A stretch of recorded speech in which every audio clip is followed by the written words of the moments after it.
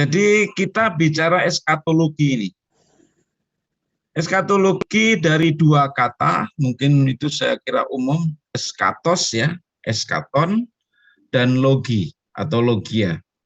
Jadi eskaton berbicara sesuatu yang akhir. Jadi ada proton dan eskaton dalam bahasa Yunani, awal dan akhir. Nah, eskaton bicara akhir. Jadi logia itu atau kata logos, logia daripada ilmu. Jadi kalau kita bicara eskatologi, kita bicara tentang hari akhir sebenarnya, bukan tentang kedatangan Yesus kedua kali. Jadi kalau eskatologi itu sebenarnya artinya bukan tentang kedatangan Tuhan Yesus kedua kali, tapi lebih mempelajari tentang akhir dari kehidupan dunia atau kiamat itu sebenarnya. Karena eskatologi tidak hanya di dalam kehidupan kekristenan. Ada eskatologi Islam, ada eskatologi Hindu dan sebagainya. Jadi lebih berbicara kepada hari akhir. Hari terakhir dalam dunia atau hancurnya dunia atau disebut dengan kiamat. Seperti itu ya. Nah, di sini saya ingin sampaikan Bapak Ibu, pentingnya mempelajari kedatangan Tuhan ini. Jadi ini urgent ya, artinya penting. Karena di Alkitab itu merupakan khusus. Jadi ajaran khusus karena banyak ditulis tentang bagaimana kedatangan Yesus yang kedua kali dengan akhirnya atau berakhirnya dunia kita sekarang. Dan itu dicatat di dalam banyak sekali dalam ayat-ayat Alkitab. Nanti Bapak Ibu bisa baca dari materi yang saya berikan, bisa dibaca uraiannya. Nah, tetapi di sini sekali lagi Alkitab kita mengajarkan itu, bagaimana Yesus datang kedua kali dan mengakhiri segala kehidupan di dunia sekarang. Jadi oleh sebab itu Bapak Ibu, ini penting karena ini merupakan satu pengetahuan nanti yang membawa kepada tujuan-tujuan khusus dalam iman kita. Yang kedua, beberapa pokok ajaran yang dikatakan kunci kedatangan Tuhan yang kedua kali. Jadi sekali lagi Alkitab mengajarkan itu dan berkali-kali dan mungkin lebih dari 30 kali ya. Nah, doktrin kedatangan Yesus kedua kali merupakan pengharapan gereja karena kalau tidak terjadi sorga atau langit dan bumi yang baru, maka harapan kita juga untuk apa kita ikut Tuhan? Untuk apa kita mengiring Dia kalau tidak mencapai harapan itu di akhir zaman atau dengan berakhirnya dunia yang sekarang dan digantikan dengan langit dan bumi yang baru itu. Nah, ini penting buat kita. Yang keempat, mendorong orang percaya untuk hidup kudus. Jadi pada awalnya waktu orang-orang di dalam kehidupan waktu zaman Yesus dan zaman sesudahnya, tentang kedatangan Tuhan ini sangat berita yang sangat populer. Sehingga kalau Bapak Ibu sering menemukan kata Maranatha, segera datang itu sering muncul, apalagi di Korintus. Karena itu sebagai satu harapan kepada mereka untuk mempertahankan iman mereka di dalam Yesus Kristus dan hidup kudus. Nah, ini Alkitab kita khususnya itu ditulis di dalam keadaan dan situasi gereja yang sangat sulit. Ini yang penting Bapak Ibu tahu, supaya kita masuk ke dalam dunia tentang pengharapan di dalam hidup orang percaya. Jadi waktu Alkitab ditulis itu gereja dalam kondisi sulit. Gereja dalam kondisi aniaya, jemaat itu dalam keadaan sulit. Sehingga kitab-kitab dalam Perjanjian Baru itu isinya pengharapan. Isinya tentang kekuatan bagaimana mereka mengikut Tuhan. Dan harapannya Tuhan segera datang. Saking mereka tersiksanya itu. Nah, Ini yang harus dipahami, karena ini latar belakang perjanjian baru. Jadi jangan nanti kitab Wahyu itu sangat seru sekali, karena memang kitab itu diberikan sebagai harapan, sebagai satu kekuatan di kala mereka menghadapi ancaman, tekanan, aniaya di dalam baik dari pihak Yahudi, agama Yahudi sendiri, maupun dari pihak Romawi. Kekejaman orang Romawi, pemerintahan Romawi cukup membuat banyak orang Kristen mati. Sehingga di sini kitab-kitab itu kalau bicara kedatangan Tuhan, harapannya Tuhan segera datang karena mereka di dalam kesulitan yang hebat. Gitu ya. Tapi sekali lagi bukan berarti sekarang kita nyaman, tidak mengharapkan kedatangan Tuhan, bukan. Artinya kita lebih lagi mengingat bahwa orang-orang itu di dalam perjanjian baru itu awalnya atau gereja mula-mula punya harapan yang besar tentang kedatangan Tuhan yang segera, Maranatha. Jadi itu kalau Bapak, kenapa ada seringkali mereka kalau bertemu satu dengan yang lain mereka mengucapkan slogan Maranatha, Tuhan segera datang, karena mereka harapannya Tuhan segera membebaskan mereka dari aniaya yang berat. Itu dasarnya sebenarnya. Jadi harapannya Tuhan segera datang. Nah, kembali kepada eskatologi kita.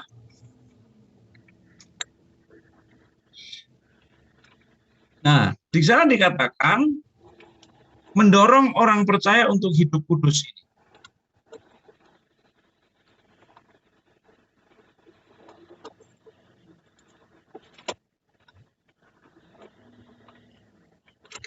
Istilah-istilah itu seringkali muncul untuk memudahkan si pendengar itu memahami. Jadi kalau tentang kedatangan Tuhan, ya itu tadi, mesti ada kedua kalinya. Atau berbicara tentang akhir zaman. Ya, jadi itu lebih ke situ saja. Tidak ada masalah. Ya. Baik, saya teruskan. Jadi doktrin ini sebenarnya yang berikutnya adalah bagaimana mendorong kita hidup kudus itu, supaya orang percaya bertumbuh dalam kekudusan Allah. Jadi kan gereja itu kalau dalam keadaan nyaman itu susah mau hidup kudus. Jadi waktu murid-murid di Yerusalem mereka nyaman, mereka tidak mau pergi. Justru waktu aniaya datang di Yerusalem, mereka baru menyebar dan akhirnya Stefanus menjadi martir yang pertama di dalam Kisah Rasul. Jadi perlu ada tekanan di dalam gereja, perlu ada sedikit ya beban berat itu di dalam gereja supaya hidup kudus. Yang kedua, membangun kewaspadaan. Artinya ingat kita harus selalu berjaga karena tentang kedatangan Tuhan Yesus yang kedua kali itu kita selalu waspada, membuat kita selalu berjaga-jaga. Yang ketiga, membangun ketekunan. Nah, supaya kita bertekun melayani Tuhan, bertekun berdoa, bertekun dalam kehidupan kekudusan dan seterusnya. Yang keempat, mendorong yang telah undur untuk kuat kembali di dalam iman karena ada pengharapan tentang kedatangan Yesus yang kedua kali ini. Yang kelima, doktrin ini memberikan satu peringatan bagi orang yang tidak percaya bahwa akan terjadi kiamat, akan terjadi kedatangan Isa Al-Masih yang kedua, akan kedatangan Sang Mesias itu. Nah, yang keenam, mendorong kegiatan pelayanan gereja lebih maju, semangat. Nah, memang gereja Pantai Kosta itu unggulannya itu di eskatologi. Karena memang dari dasarnya dulu begitu. Kalau kita lihat sejarah doktrin kita, gereja Pantai Kosta itu kental dengan eskatologi. Itu mulai dari munculnya sejarah doktrin GBDI ya dari sana sebenarnya. Jadi kalau kita lihat secara doktrin GBDI.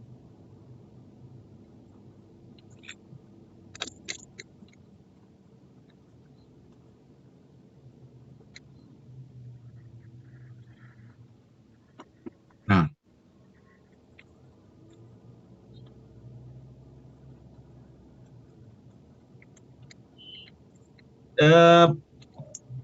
salah satu tokoh dari aliran Pantekosta, yaitu tentang Charles Parham, sebelum lahirnya gereja Pantekosta, di mana tahun 1901 sebagai embrio dari gereja Pantekosta, Parham itu sudah punya sistem atau rumusan tentang doktrin Pantekosta. Yang pertama, tekanannya pada eskatologi. Jadi kalau sebenarnya gereja kita, 3 hal utama inilah atau 3 pokok ajaran ini yang menjadi pokok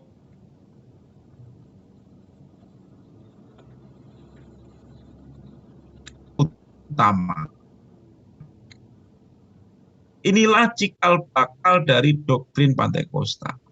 Nah, sehingga dalam gereja-gereja kita, sekali lagi, eskatologi menjadi tren dalam ajaran kita. Yang kedua, bicara baptisan Roh Kudus atau kepenuhan Roh Kudus. Yang ketiga, karunia Roh Kudus, khususnya karunia lidah sebagai tanda seorang telah menerima baptisan Roh Kudus. Nah, ini yang menjadi dasar kita. Dasar dari ajaran kita. Sehingga eskatologi itu sangat disukai di tengah gereja Pantekosta. Jadi Parham sudah membuat rumusannya. Itu sebelum gereja yang lain muncul, sebelum Semur dan Fowler sudah ada namanya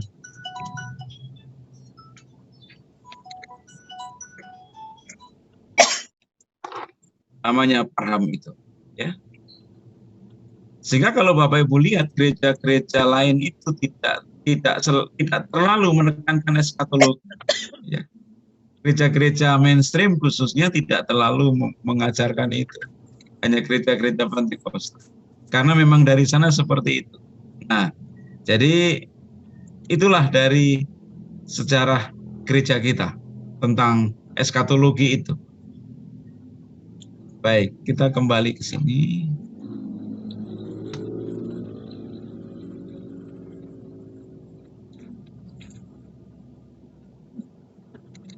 Nah, sifat dari kedatangan Tuhan secara garis besar seperti ini. Sebagaimana kita melihat dia terangkat seperti Kisah Rasul pasal 1 ayat 11. Demikian dia akan dengan cara yang sama kita menyaksikannya kedatangan yang kedua. Nah, jadi kalau kita lihat sifat dari kedatangan Tuhan, merujuk bagaimana waktu dia naik ke surga, demikian dia turun dan datang ke dunia kedua kalinya. Itu yang pertama. Yang kedua, pada kedatangan yang kedua, dia datang dengan penuh kemuliaan. Semua mata akan memandangnya dan para malaikat akan menyertai dia. Berbeda sekali waktu dia datang pertama sebagai bayi di palungan itu. Sehingga di sini dalam kedatangan kedua kali dapat dilihat dari sifat kedatangannya itu. Pertama, dia datang dengan cara yang sama seperti dia naik atau terangkat ke surga itu. Kedua, dia datang tidak seperti waktu datang yang pertama, tapi dia datang dengan kemuliaan dan semua mata memandangnya. Yang ketiga, kedatangan Yesus kedua kali di awan-awan disaksikan seluruh dunia dan merupakan puncak dari pernyataan Allah Tritunggal dalam Yesus Kristus, bahwa dia Allah, bahwa dia Raja di atas segala raja. Jadi kedatangan Yesus yang kedua kali adalah sebagai pernyataan dari Tritunggal Allah itu yang dinyatakan di dalam Yesus Kristus sebagai Allah.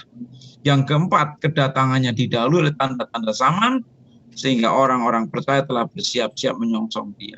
Jadi di sini kita lihat bahwa memang tidak ada satupun yang tahu kalau merujuk dari waktu kedatangannya dikatakan tidak ada yang tahu. Sehingga saya harap di sini Bapak Ibu jangan pernah membuat statement atau pernyataan tentang waktu dan jam kedatangan Tuhan Yesus kedua kali. Karena itu pernah terjadi kasus di gereja kita, dulu ada namanya Bapak Pendeta Mangapul Siboya dari Bandung. Mengatakan bahwa Yesus akan datang segera. Dia mendengar dari Roh Kudus, katanya Yesus datang segera, sehingga mereka berkumpul dalam satu bangunan gereja. Ternyata Tuhan tidak datang-datang. Nah, saya harap kita, khususnya para guru-guru sekolah Alkitab atau guru-guru diklat ini, tidak membuat sebuah statement tentang kedatangannya itu. Maksudnya waktunya, kapan, tidak ada. Kedatangannya tidak ada yang tahu, Yesus pun tidak tahu, hanya Bapa yang tahu. Nah, karena ini berbahaya. Karena memang dalam kalangan gereja kita, kalau kita ya dibilang tadi, hidup dalam roh iya, tetapi menggunakan akal sehat, menggunakan pikiran yang dipenuhi dengan kebenaran firman juga harus. Karena kalau tidak, akan cenderung kita melakukan sesuatu yang di luar penalaran kebenaran Alkitab di dalam pemikiran kita. Sehingga perlunya Bapak Ibu dididik supaya ada satu pegangan bahwa kita melakukan bukan atas dasar angan-angan atau dasarnya hanya sifatnya tadi mengikuti bukan roh sebenarnya, tapi lebih kepada hayalan-hayalan kita. Sehingga akhirnya mengatakan Yesus datang 28 Oktober, Yesus datang 10 November, yang diingatkan hari pahlawan, hari Sumpah Pemuda itu. Tapi nalarnya terhadap Alkitab tidak terjadi, itu yang jadi kendala. Sehingga saya harap ini bisa dipahami oleh kita, kedatangannya tidak ada yang tahu. Jangan nanti Bapak Ibu karena guru seolah-olah maha tahu. Yesus datang nanti tanggal 25 Desember. Natal ya iya. Yesus datang tanggal 25 Desember. Tapi bukan yang kedua kali. Ya kalau saudara umur 50 ya mungkin dia datang yang ke-50 kali. Tinggal ya ikuti aja tiap tahun dia datang Natal. Tapi bukan maksudnya kedatangan dalam akhir dari segala dunia ini, ya. Jadi seperti itu. Kita lanjutkan.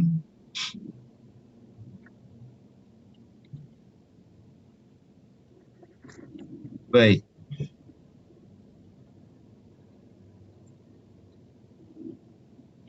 Jadi kedatangannya didahului oleh tanda-tanda zaman. Sebentar saya jelaskan tanda-tanda zaman sebelum kedatangannya. Nah, maksud kedatangan Yesus yang kedua kali adalah menggenapkan semua perjanjian karya penyelamatan kepada umatnya. Jadi, pasti dia datang. Pasti dia akan datang kedua kalinya sebagai bentuk dari penggenapan dari semua karya penyelamatan kepada umatnya. Yang kedua, dia datang menjemput kita. Untuk kita. Bukan untuk yang lain. Sehingga dikatakan di situ, aku pergi, sebab aku pergi di situ untuk menyediakan tempat bagimu, dan aku datang kembali, dan membawa kamu ke tempat di mana supaya aku berada, kamu pun berada. Jadi bukan jemput yang lain. Nah, ini perlu dipahami nanti kalau Bapak Ibu belajar itu dalam poin yang kedua, bagaimana kita mengikuti Yesus yang menjemput mempelainya. Yesus yang datang kepada miliknya. Jadi dengan demikian, dia pasti datang kepada umat pilihannya, mempelainya, yang telah siap untuk dibawa dalam perkawinan anak domba Allah. Ya. Yang ketiga, kedatangan yang kedua itu untuk menghakimi semua orang. Kedatangan Yesus yang kedua kali sebagai hakim yang menghakimi semua orang, baik orang yang mati, yang hidup maupun yang mati. Dia hakim dari semuanya. Kedatangan Tuhan yang kedua kali membangkitkan orang mati pada saat kedatangan Yesus kedua kali, maka akan terjadi bahwa semua orang benar dari seluruh zaman akan dibangkitkan Tuhan. Yang kelima, kedatangannya untuk menetapkan pemerintahan orang percaya, kedatangan Yesus kedua kali juga menetapkan kerajaannya, yaitu kerajaan 1000 tahun damai di bumi. Nah, inilah dari maksud kedatangan Tuhan itu yang bisa diuraikan. Tapi sekali lagi, Bapak Ibu bisa melihat bagaimana penggenapan, bagaimana dia menjemput umatnya. Kalau kita pelajari poin 2 ini cukup panjang. Bagaimana dia mengambil kita, menjemput kita sebagai mempelainya. Ini menarik sebenarnya. Tentang bagaimana sebagai pengantin Kristus itu, sebagai perawan suci Kristus. Dan ini sekali lagi pemahamannya cukup dalam karena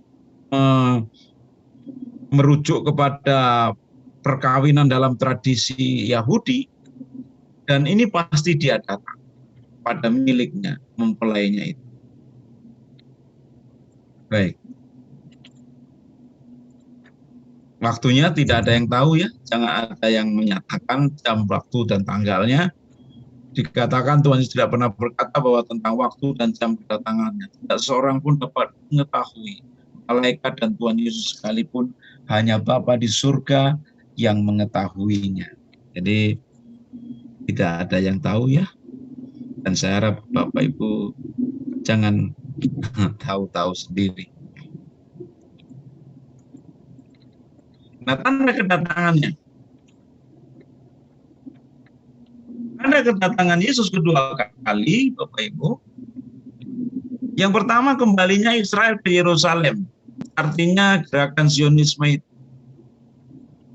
Di mana pohon ara mulai bertunas. Di mana kehadiran bangsa Israel yang telah lenyap, telah hancur, kembali kepada Yerusalem. Kalau sudah muncul, ya bukan berarti begini ya, Bapak Ibu mau memahaminya, bukan berarti kalau sudah muncul lahirnya negara Israel tahun 1948 itu terus nggak lama terus kiamat, bukan maksudnya. Ini mendahului tanda-tanda kedatangannya. Kedua, pertumbuhan pekabaran Injil yang dahsyat, di mana Injil harus diberitakan ke seluruh dunia dan barulah kesudahannya. Ini pun tanda sekali lagi. Jadi kalau Injil diberitakan dengan dahsyat, ada jiwa-jiwa yang diselamatkan, berarti di situ tanda kedatangannya sudah dekat. Artinya dekat bukan berarti 1-2 bulan ya, bisa setahun, 2 tahun, dan seterusnya. Dan tidak ada yang tahu. Yang ketiga, keadaan yang sukar. Kasih yang menjadi tawar dan orang akan murtad. Nah ini, keadaan yang sukar, kita belum sukar-sukar amat sekarang. Masih murah, beras masih banyak, nasi masih banyak. Kita masih bisa santai sedikit. Belum. Jadi kalau kita merujuk keadaan yang sukar, kita belum sukar sekali.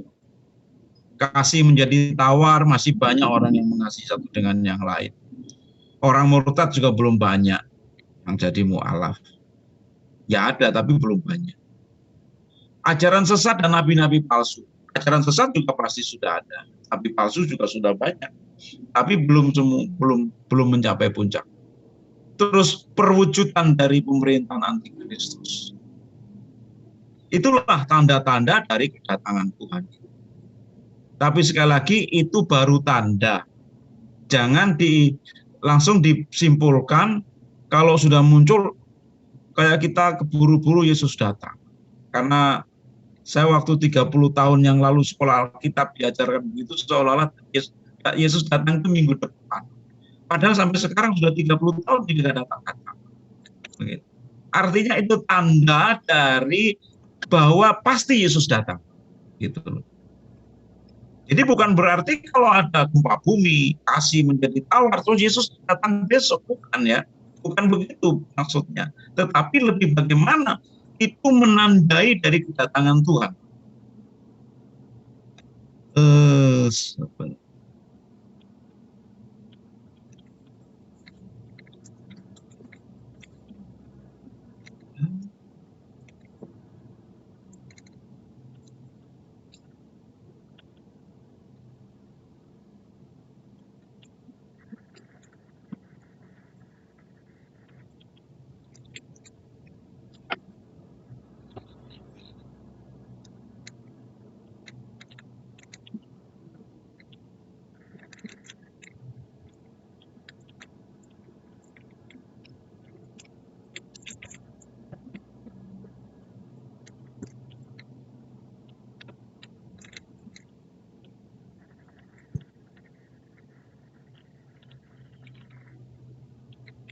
Bisa lihat ini ya, Bapak Ibu ya.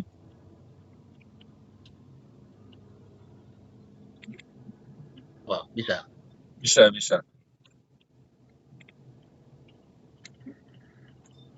Tanda dari akhir zaman,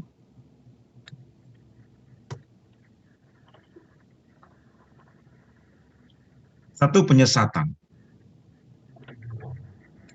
Penyesatan harus ada, kata Tuhan Yesus. Tapi celakalah orang yang mengadakannya.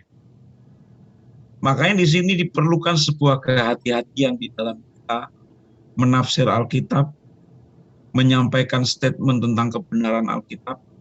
Karena kalau salah atau tidak memenuhi tujuan Tuhan, maka kita masuk dalam namanya sebuah penyesatan. Ini perlu dihati-hati oleh kita semua. Karena akan muncul banyak penyesat. Nah, apa sekali lagi kalau penyesat muncul terus Yesus datang besok? Tidak. Tetapi akan muncul penyesat itu dan akan berakumulasi dan akhirnya menjadi satu penyesatan yang besar. Dan ini pernah terjadi, saudara-saudara. Bisa contoh, waspadalah supaya jangan orang menyesatkan kamu. Jadi ada penyesat itu.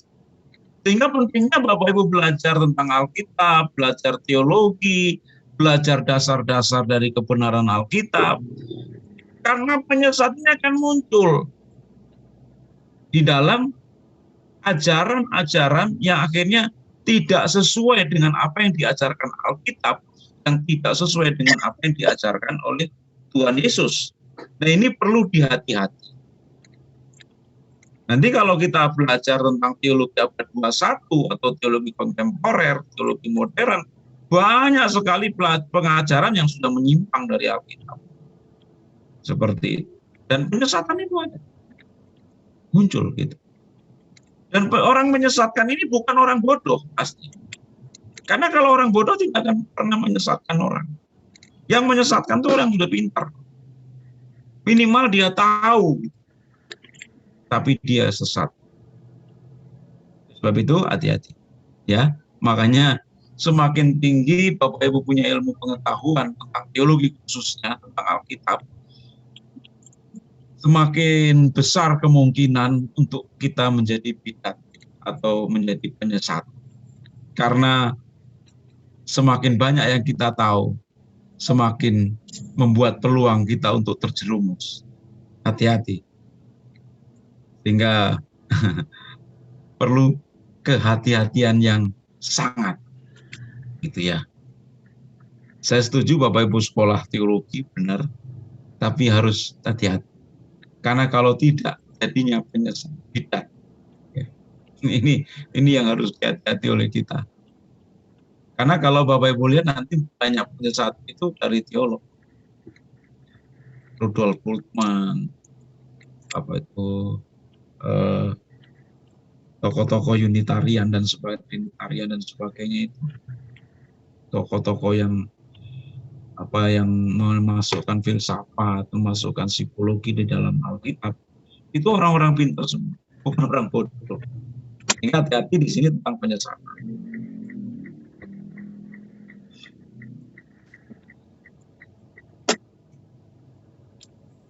Nah, Roh dengan tegas mengatakan bahwa di waktu-waktu kemudian ada orang-orang yang murtad lalu mengikuti roh-roh penyesat dan ajaran setan-setan. Hati-hati Bapak Ibu. Sehingga perlu sekali khususnya para guru-guru kalau mengajarkan dasarnya apa. Terus berujung ke siapa, kemana. Karena kalau tidak memenuhi tujuan Tuhan, ini masalah besar. Saya akan cepat, waktu kita terbatas. Ini penyesat yang sudah muncul sudah banyak. Ya, ini fakta-fakta yang sudah terjadi. Banyak sekali. Mesias palsu dan sebagainya cukup banyak.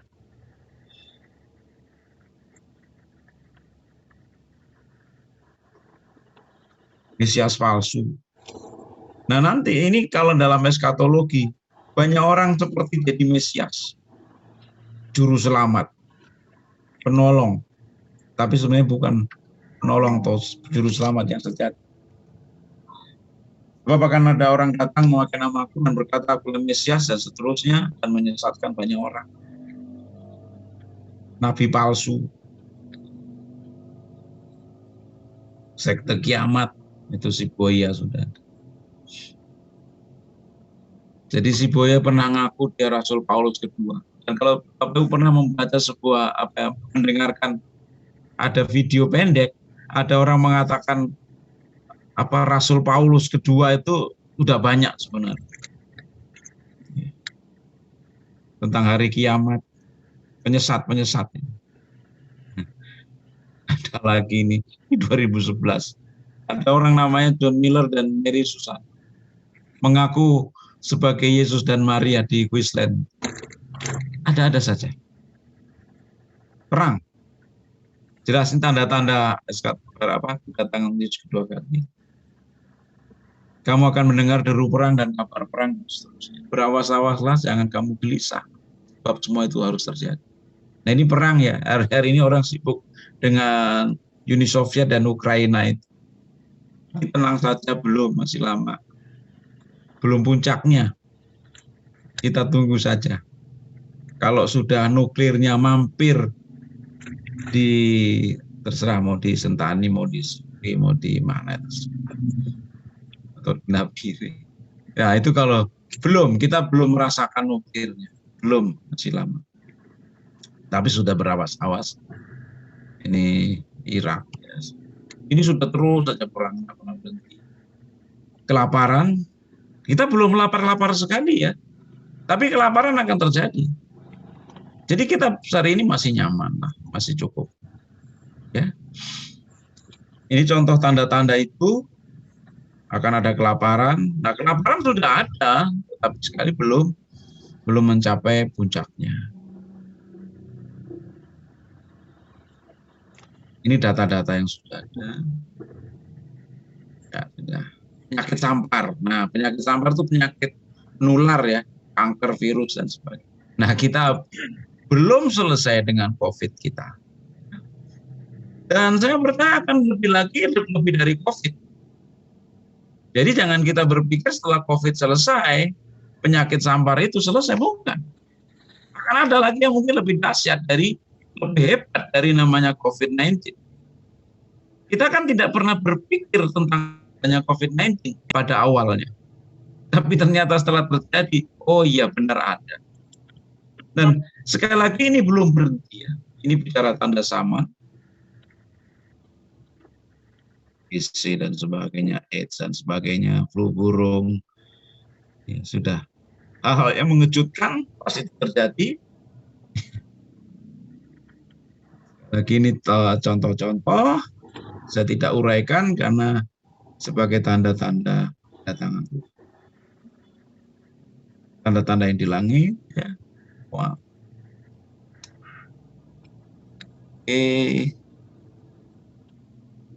Sekali lagi ini tanda-tanda bahwa dunia akan berhenti, dunia akan berakhir, dunia akan rusak, dunia akan binasa.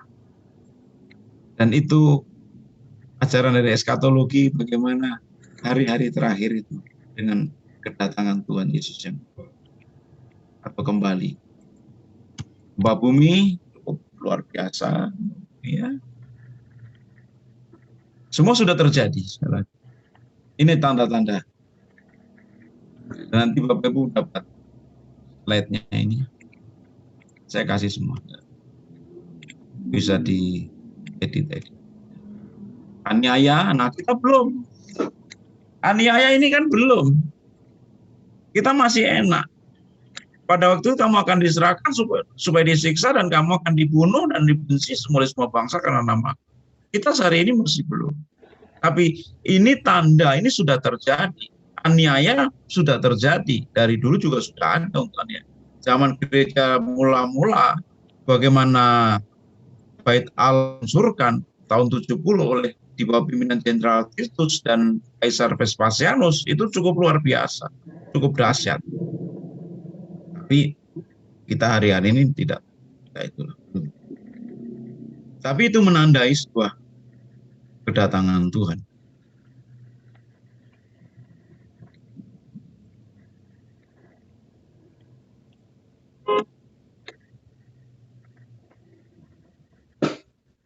baik, ini pemurtatan. Nah, banyak orang murtad dan saling menyerahkan dan saling membenci.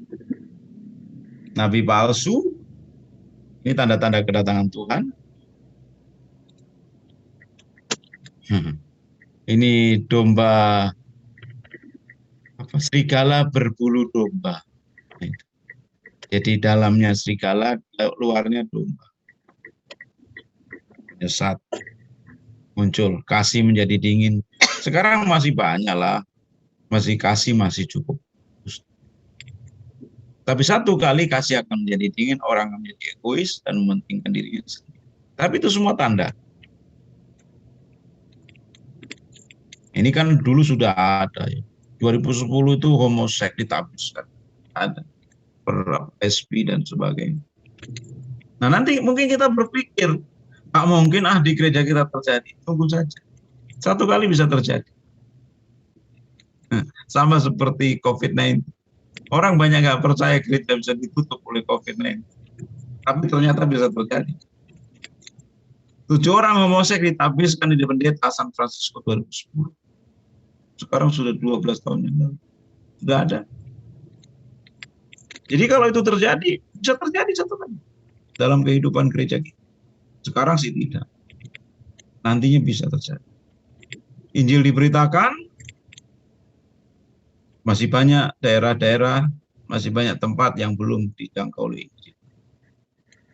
Sehingga kalau Injil diberitakan sampai ke ujung dunia, semua bangsa, maka itu baru tiba kesudahannya.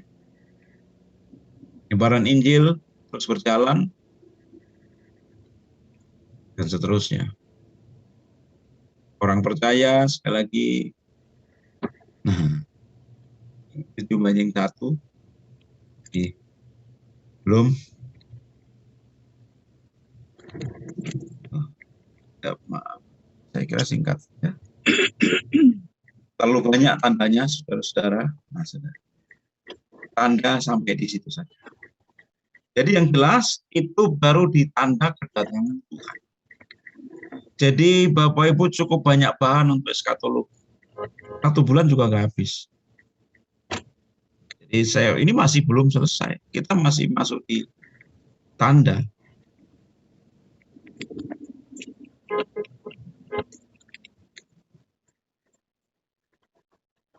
Nah, tanda salah satunya, Bapak Ibu,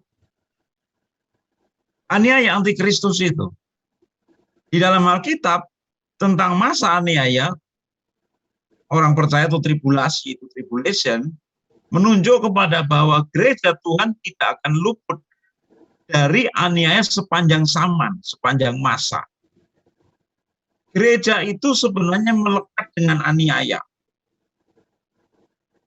Kalau Bapak Ibu perhatikan dalam sejarah gereja, secara umat Tuhan, secara orang percaya dari perjanjian lama sampai perjanjian baru, teraniaya. Israel sejak dipanggil Tuhan menjadi milik Tuhan, ini menjadi anak-anaknya, masuk dalam aniaya. Ya. Kan orang berpikir ya kalau jadi umat pilihan itu senang. Terus enak gitu ya. Padahal tidak. Kalau Bapak Ibu mau hitung-hitungan, Israel tuh kasihan ya, sejak menjadi orang percaya, menjadi ditebus itu. 430 tahun diperbudak di Mesir. Mengalami kesulitan. Sejak dia hanya 120 tahun, bangsa itu senang dari Daud, Salomo, Saul, Daud, Salomo. Tapi habis itu menderita beratus-ratus tahun. Sampai tahun 1945.